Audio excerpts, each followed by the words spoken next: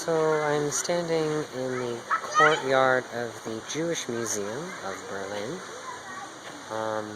It's called the Jewish Museum, so it's more about the history of Judaism and its relation to Germany throughout its entire history, not just the Holocaust. Although, of course, that played a big role in the latter two-thirds or so of the museum. Of course, it was very sobering. The first half to two-thirds was very interesting, although it was also sobering because it shows you how much they've been persecuted throughout the entire history of everything. I got some pictures I'll upload to Facebook, and I'll link it to here. But there's this Daniel Liebeskind designed this really interesting building. It's that kind of gray thing you can see behind the trees over there. It's called the Blitz. Maybe I'll find an aerial picture of that and link it in there too, because it's very interesting. And the entire building is meant to just reflect the Jewish experience, and so on the way down into the museum, the only way to get in is through tunnels from the older building. And then there's three paths, one called the Path of Continuity, which is supposed to represent like the Jewish experience in Germany and Berlin continuing from when it started into the future. And there's the Path of the Exiles, of Exile, which is like the floor is uneven and the walls are all slanty, and then it leads out into this little garden where all the geometry is like distorted, and there's like a really heavy door that you have to push open to get into the outside. So it's really symbolic of like these people having to leave their home in order to escape.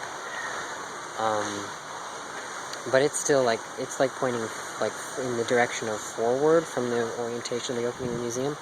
Pointing back is the axis of the Holocaust, and the lights get dimmer, and there's little exhibitions on the walls of personal items of people who were killed. And then it gets into the Holocaust Tower, which is just this big, empty, gray room. And the only light that comes in is from a little slit up in the wall, way up top. And it's, yeah. Oh, it's raining. What do you know? It's starting to. But yeah, there's all kinds of artifacts from Jewish culture and art and everything, and then you get into the Holocaust section and talking about how the Nazis persecuted Jews and shipped them off to internment camps. And there's a very big art gallery from one artist who was in Theresienstadt, which was one of the ghettos. It was not a death camp, it was a halfway ghetto point. And he worked in the printing office where the SS, the Stasi, made him and his artist friends make propaganda art to further the idea that Theresienstadt wasn't that bad of a place to live. It was a self-governing Jewish community that was doing just fine. But in reality, of course, he and his friends were making art on the side that showed the way it really was. There's even this one exhibition, it was a video series of images on the wall of a book that this guy had written and illustrated for his 3-year-old son on his birthday, for his third birthday. And the kid had lived 2/3 of his life in the internment camp, being only 3 years old, and it was this series of images saying, oh, like, let's go off and travel. Would you like to go here? Would you like to go by boat? Would you like to go by plane? It was this really adorable kid's book. And it's like, well, what do you want to be when you grow up? Do you want to be a boxer or a detective? And then it was just incredibly sweet. And of course it ends with, this is one of the first books I hope to write you for a very long time.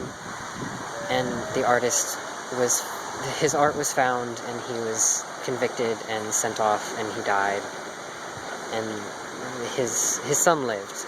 He was adopted by one of his other artist friends, but it was like, I almost started crying, which is saying something, because I don't cry very easily these days. So yeah, very good experience.